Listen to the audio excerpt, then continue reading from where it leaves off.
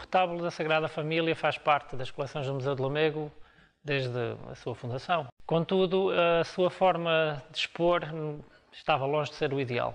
Por outro lado, apresentava já graves problemas em termos de conservação e mesmo a sua remontagem no interior do museu, pelo menos segundo os nossos conceitos atuais de conservação e de museologia, não eram de facto os mais corretos. Por isso, a ideia era a necessidade da sua conservação, naturalmente, do seu restauro, mas também melhorar a forma como ele era exposto e visto pelo público.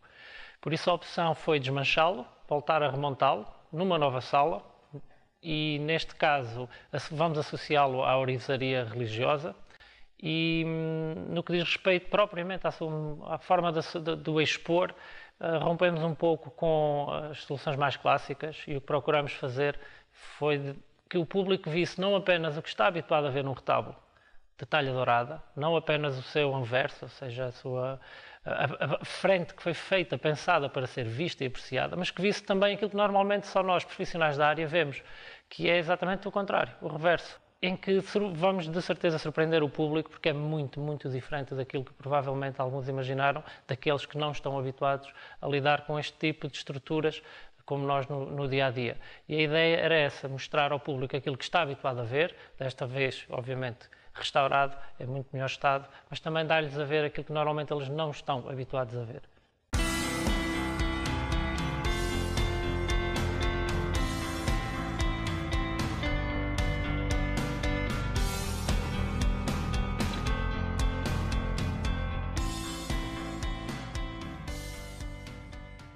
Os objetivos deste trabalho era fazer a desmontagem do retábulo que estava numa sala num piso inferior e trazê-lo para uma sala num piso superior. Para além disso, outro objetivo principal era expor este retábulo de uma forma diferente de todos os outros, ou seja, que se tivesse acesso ao tardós do retábulo. Isso levantou algumas questões. A primeira era a questão estrutural do retábulo. O retábulo é uma estrutura que habitualmente está fixa, tem de ter uma parede por trás, porque há elementos estruturais onde ela se vai apoiar na parede. Mas o simples facto de permitir que se visitasse o retábulo também pelo seu tardós tinha este constrangimento de não termos parede e ter de criar uma estrutura para que ele fosse autossustentável. O facto de ser aplicado também em cima de um estrado acabou por jogar a nosso favor, porque utilizámos o estrado exatamente como plataforma para estabilizar o próprio retábulo.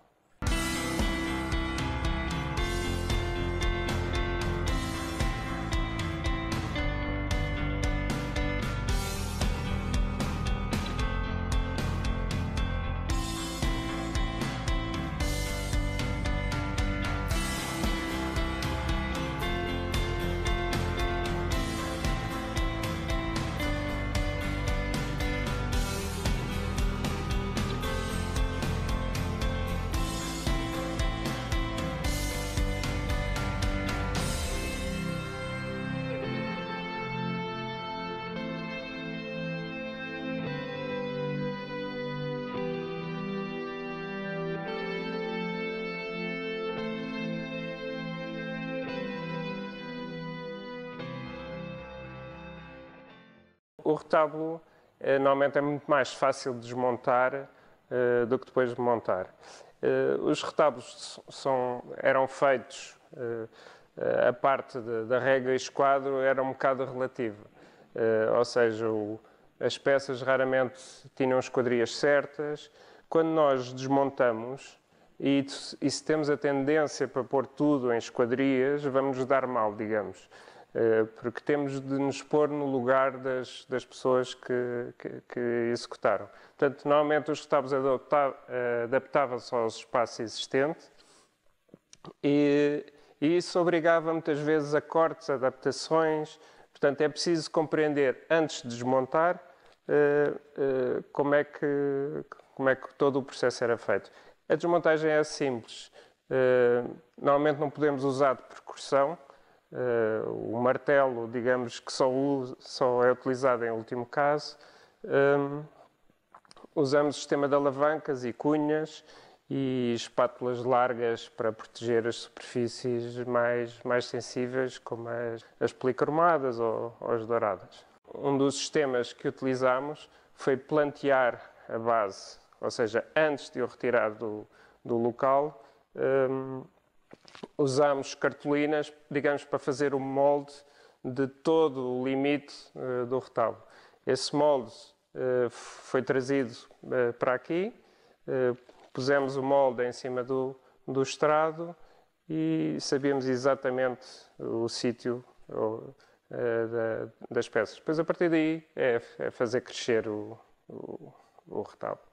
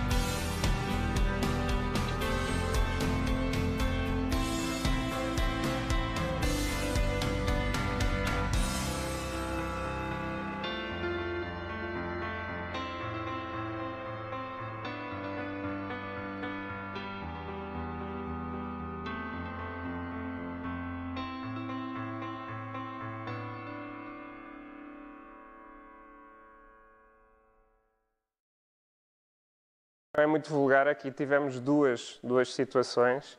Uma foi na mesa de altar, nas duas tábuas laterais, encontrar vestígios de tábuas pintadas. Ficámos na dúvida se seria uma coisa que a tábua teria sido reaproveitada quando da transferência do retábulo do Convento das Chagas aqui para o museu, ou seria original. Outro elemento de surpresa foi a existência de um pequeno cofre, digamos. Ou seja, ao desmontar a parte da banqueta atrás, verificámos que havia uma fechadura. A essa fechadura não correspondia uma entrada de chave normal. Ou seja, existia um painel dourado, que nós pensámos que seria talha aplicada, mas que afinal era uma portinhola com fechadura, mas sem entrada de chave. Ao desmontar mais, descobrimos que era uma fechadura de mola, ou seja, tinha segredo. Para abrir essa portinhola era necessário introduzir um estilete de ferro por um orifício que Nesta altura não estava a descoberto porque já tinha levado uma outra tábua que não fazia correspondência alinhada com a lingueta da fechadura, mas ao retirar essa tábua descobrimos que existia o orifício e, portanto, um dos objetivos também, uma das coisas que fizemos foi repor a funcionalidade dessa portinhola que se situa exatamente ao centro da banqueta do altar. Um dos aspectos destes trabalhos com alguma dimensão é a logística. Nós muitas vezes trazemos, costuma-se dizer que andamos praticamente com a casa às costas, neste caso com a oficina às costas. Pode-se dizer que muitas vezes não chegamos a utilizar um terço do material que trazemos, mas lá está, faz parte da tal organização, do tal planeamento. Porque às vezes tem-se uma noção do peso das peças, mas podem ser precisos sistemas de cadernal, de roldanas, de cordas, para o simples içar e desmonte das peças. Portanto, grande parte das coisas que trazemos acaba por não ser utilizada. Mas, como estamos sempre deslocados, o tempo que se perde à procura de alguma coisa que nos falta, é melhor sempre trazer tudo. O restaurar ao vivo há sempre duas componentes. Este é um processo dinâmico, porque quanto mais dermos a conhecer do nosso trabalho e as pessoas vão se interessar mais, vão perceber mais e portanto cria-se esta dinâmica que eu acho que é interessante. Para conseguir fazer tudo isto, obviamente que num museu como o nosso e aquela que tem sido a estratégia nos últimos anos, temos-nos apoiado muito no mecenato de empresas, mas muito no mecenato anónimo dos nossos visitantes. No âmbito do projeto Conhecer, Conservar e Valorizar, os nossos visitantes fazem donativos, pequenos donativos anónimos, que, no entanto, no somatório, têm vindo a revelar-se uma ajuda preciosa no restauro e na recuperação das nossas coleções. Obviamente que um trabalho desta complexidade é um trabalho moroso, é um trabalho caro, e apenas com esses donativos nós não conseguiríamos de todo fazer um restauro de uma peça desta dimensão, com esta escala e com esta complexidade. No entanto, revela-se uma ajuda preciosa, porque a par dos nossos meios, dos nossos recursos próprios da Direção Regional de Cultura do Norte, à qual o Museu de Lamego se encontra afeto, esses donativos vieram permitir-nos fazer, neste caso, a parte museográfica propriamente dita, a parte da exposição, de toda a comunicação, dos vinis de recorte, da iluminação, que era essencial para mostrar o trabalho após a sua conclusão, o seu restauro e a sua remontagem. Por isso, novamente, este é mais um caso de sucesso em que o Museu de Lamego e a Direção Regional de Cultura do Norte dão as mãos aos seus visitantes, aos seus donativos anónimos, às empresas mecenas, e juntos conseguimos fazer bem mais do que conseguiríamos sozinhos.